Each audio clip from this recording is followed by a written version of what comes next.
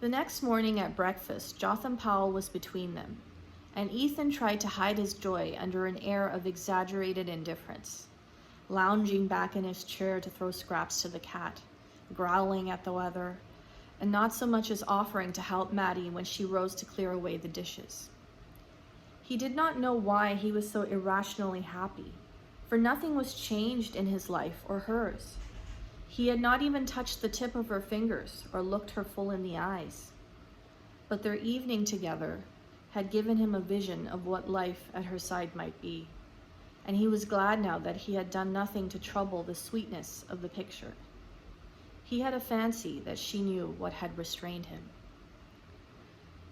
There was a last load of lumber to be hauled to the village, and Jotham Powell, who did not work regularly for Ethan in winter, had come round to help with the job. But a wet snow, melting to sleet, had fallen in the night and turned the roads to glass. There was more wet in the air, and it seemed likely to both men that the weather would milden toward afternoon and make the going safer. Ethan therefore proposed to his assistant that they should load the sledge at the woodlot, as they had done on the previous morning, and put off the teaming to Starkfield till later in the day.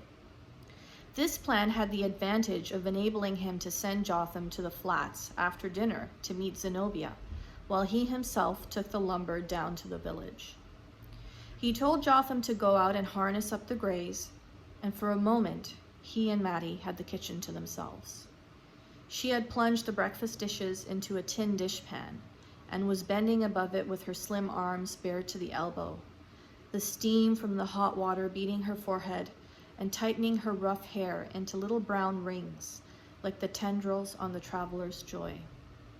Ethan stood looking at her, his heart in his throat. He wanted to say, "We shall never be alone again like this." Instead, he reached down his tobacco pouch from a shelf of the dresser, put it into his pocket and said, "I guess I can make out to be home for dinner."